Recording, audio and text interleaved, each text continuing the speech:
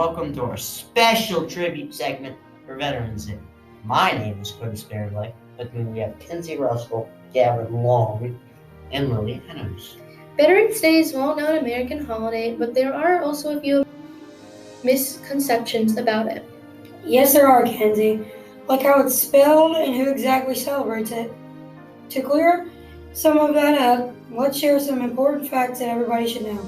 A lot of people think it's Veterans Day or Veterans Day with apostrophes, but they're wrong. The holiday is not a day that belongs to one veteran or multiple veterans, which is what an apostrophe implies. It's a day for honoring all veterans, so there is no apostrophe needed. Also, Veterans Day is not the same as Memorial Day. A lot of Americans get that confused, so stick with me here. And it can also be a little annoying to all of the living veterans out there. Exactly. Memorial Day is the time to remember those who gave their lives for our country, particularly in battle or from wounds that they suffered in battle. And Veterans Day honors all those who have served in the country, war or peace, dead or alive, although it's largely intended to thank living veterans for their sacrifices. Did you guys know that Veterans Day was originally called Armistice Day, commemorating the end of World War I? I did not know that. That is interesting. World War I officially ended when the Treaty of Versailles was signed on June 28, 1919. Fighting ended about 7 months before that when the Allies in Germany put into effect an armistice on the 11th hour of the 11th day of the 11th month. And for that reason, November 11th, 1918 was largely considered the end of the war to end all wars and dubbed Armistice Day. In 1926, Congress officially recognized it as the end of the war. And in 1936, it became an official holiday, primarily a day set aside to honor veterans of World War I.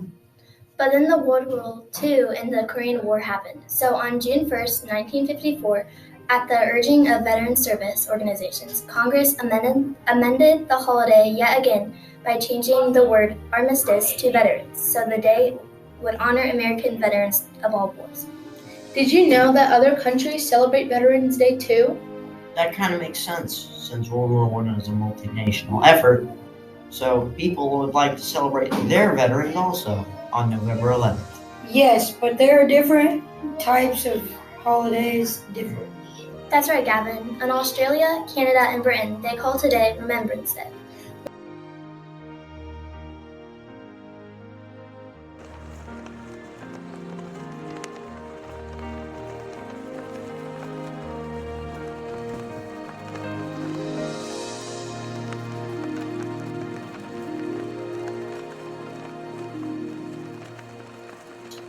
And now I'd like to introduce you a few local veterans who have given us their time to come in and share a little bit of their stories with us.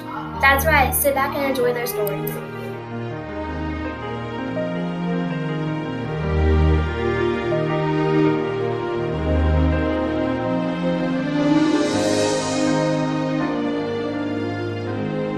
Good morning, all. This morning we've been blessed by the presence of two amazing veterans from our very young community.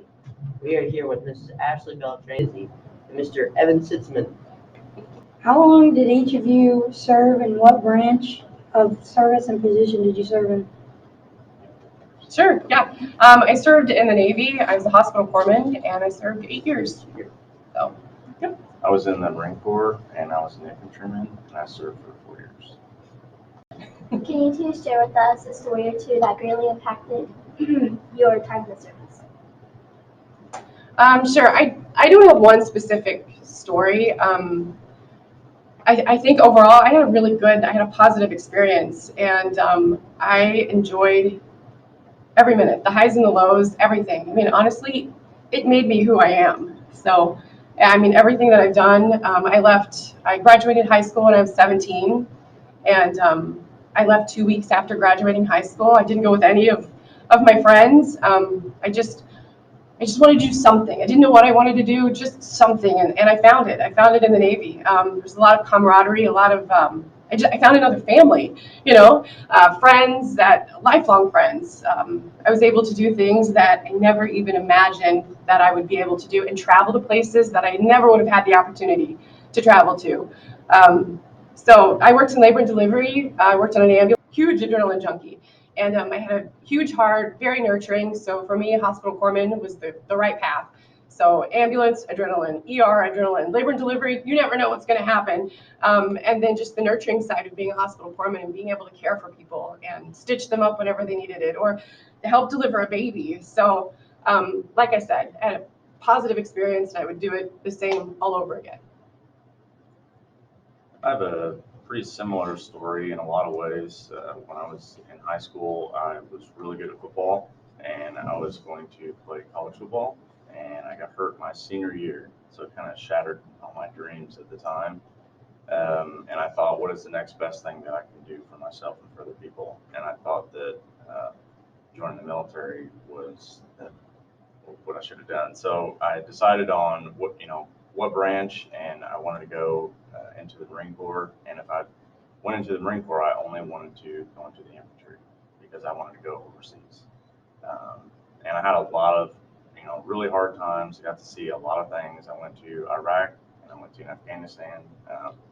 Really, really hot times from 2005 to 2009. And there were a lot of movies from stories from a lot of heroes during that time period. And I was very thankful that I got to experience some of that stuff.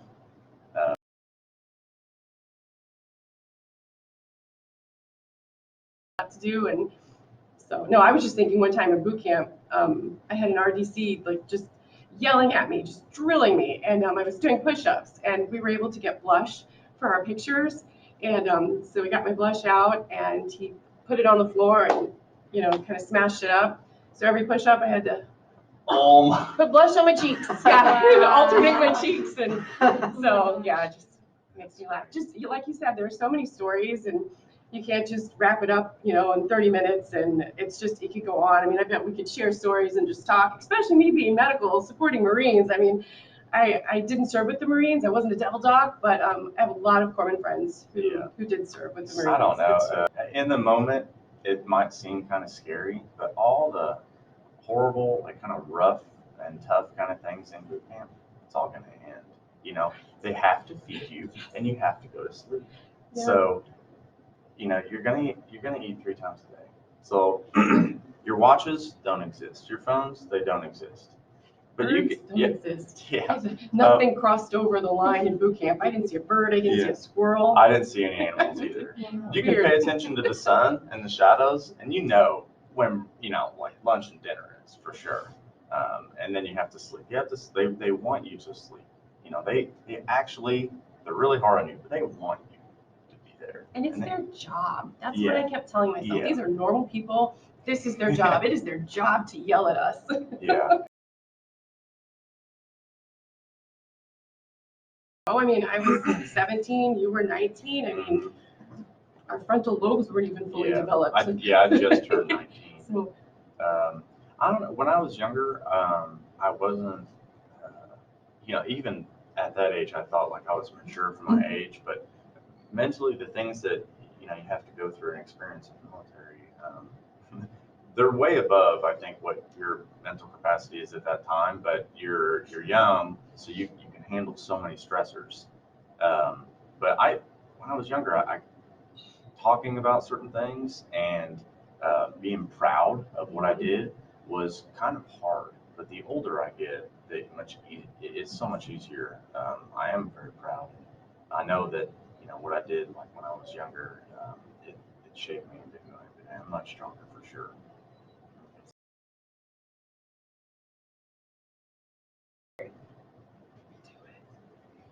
If you're at crossroads and you're just not sure, I mean, it sounds like, for both of us, our friends were going to college or they were staying home, and I was like, I gotta get out of here. Like there's nothing here for me. I didn't have money for school, and I didn't want to take out student loans because I don't want to pay that back. If you're unsure, definitely if you're unsure. I mean, if you want to go to college, go to college. If you want to go to trade school, go to trade school. If you want to join the military and you're like, oh, it's just really scary. It is scary. But once you do it and you get into it, you just go with the flow. And don't worry, they will tell you what to do. Yeah, but I had a positive experience. I learned so much. I got to do and see so much that I never would have been able to experience going to college, or staying in my hometown. I was at those crossroads because, going through, high school, I was going to play football, going to play football, going to play football. And then that got taken away from me with that injury. So I thought, well, what do I do with my life now? And, as I was younger, my parents always told me, if there's any one of you kids, I grew up, there were 4 kids, okay? My mom said, if there's any one of you kids that could go in the military, it would be you. And whenever I sat them down and told them, I already signed up because I was 18, I was 19. So I didn't have to ask for permission. I just did it. And I also signed up for the infantry. So in like hot times when, you probably know you're going to go to combat, I sat my parents down and said, hey, join the Marine Corps and I'm going to go into the infantry. They were scared to death in the moment, but they immediately were very supportive and proud, and they have been ever since. But I like to think about it's your life. You're young and you're going through school and you have your teachers and your family to help guide you for sure. But whenever you start becoming an adult, all the decisions that you make, you get to determine how your life ends up being. Okay, so it really is your decision, and that's something that I like to tell younger kids. I've had a lot of younger kids ask me about like the military and stuff, and it either sounds fun or sounds cool, but it's your decision. You can join any branch that you want. You can go anywhere you want. There are no restrictions at all with the military, and you are told what to do and you're guided. But that being said, there are so many small decisions, right or wrong, left or right. You have to make that decision. You can't see a month ahead of your life, or 6 months, or 2 years, or 4 years, or 8 years, or your career. But the small decisions end up like guiding you through. It was a great life for me, and my life is still great. Wow. Those were some fantastic stories right there. And just to hear your individual stories, it's really amazing just to have you both here with us today, telling us your stories and adventures. And it's also really nice to just be here with people like you. Thanks.